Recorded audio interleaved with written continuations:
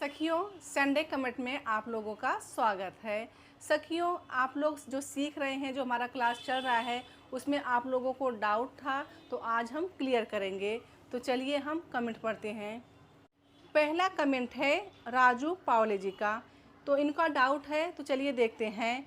तो इन्होंने कमेंट करके पूछा है, गले की तरफ नीचे 1.5 इंच बढ़ाया तो जो लाइन आती है वो कितने इंच की लेनी है मैम, योग पट्टी के ऊपर वाली।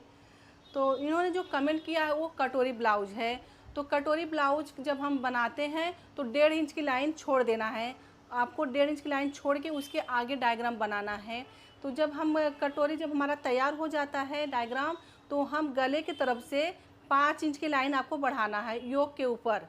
इन्होंने जो कमेंट किया है, वो जो लाइन पूछा गया है कटोरी के आगे, वो उसको आपको 5 इंच की लाइन लेना है और योग पट्टी में मिला देना है। तो आपको 5 इंच की लाइन लेना है। तो आपका डाउट क्लियर हो गया। अगला कमेंट है राधा कृष्णा जी का।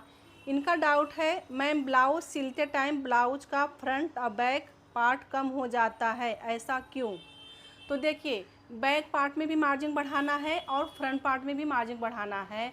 बैक पार्ट में हमें 1 इंच मार्जिन बढ़ाना होता है और फ्रंट पार्ट में हम जैसा हम ब्लाउज डिजाइन डालते हैं या हम प्रिंसेस कट ब्लाउज बनाते हैं या कटोरी बनाते हैं या फोर्टेक्स बनाते हैं, उस प्रकार से हमें मार्जिन बढ़ाना होता है। अगर हम योग पट्टी लगाते हैं तो हमें, अगर योग पट्टी फोर्टेक्स वाला हम बनाते हैं तो हमें 2 इंच का मार्जिन बढ़ाना होता है।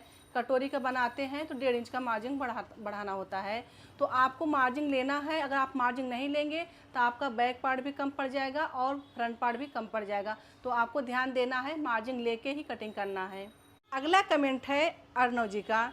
तो इनका डाउट क्या है, देखते हैं। मैम किसी भी साइज में 5.5 शोल्डर लेना है। तो 5.5 शोल्डर हम किस में लेते हैं, जब हम ब्लाउज डीप गला बनाते हैं, जैसे 10 इंच गला बनाते हैं, पीछे 11 इंच बनाते हैं, 9 इंच बनाते हैं, तो इसमें आपको शोल्डर 5.5 रखना है। अगर हम बोट नेक बनाते हैं तो उसमें शोल्डर का हाफ लेना है और कॉलर बनाते हैं तो उसमें हमारा शोल्डर चेंज हो जाता है। तो ये जैसे कि अगर आप डीप गले बनाते हैं तो 5.5 रखना है। अगर आपको शोल्डर पट्टी, जो यहाँ की हमारी शोल्डर पट्टी होती है, अगर आपको 2.5 इंच तैयार चाहिए तो आपको शोल्डर 5 इंच रखना है। अगर आपको यहाँ से शोल्डर 3 चाहिए तो आपको शोल्डर 5.5 रखना है। तो इस प्रकार से डीप गले के लिए आपको 5.5 शोल्डर रख सकते हैं। अगला कमेंट है अनीता परदेसी जी का। तो इनका डाउट है, मैम बस्ट पॉइंट कैसे लेते हैं। तो देखिए, बस्ट पॉइंट अलग अलग हम ब्लाउज का कटिंग करते हैं तो उसमें लिया जाता है। जैसे अगर हम प्रिंसेस कट बनाते हैं तो चेस्ट का चौथा भाग प्लस आधा इंच लेते हैं। अगर हम 4 टक्स ब्लाउज बनाते हैं बेल्ट वाला तो उसमें चेस्ट का चौथा भाग प्लस 1 इंच लेते हैं।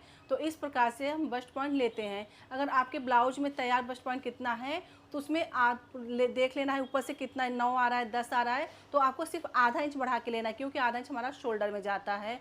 इस प्रकार से आप बस्ट पॉइंट का निशान लगा सकते हैं।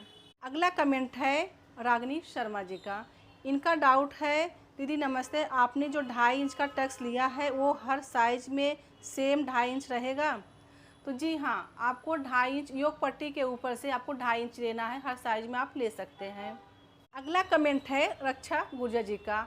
इनका डाउट है, मैम 30 इंच में नीचे से 2.5 इंच लिया तो 2 ले सकते हैं या 2.5 इंच फिक्स रहेगा चेस्ट के यहाँ से।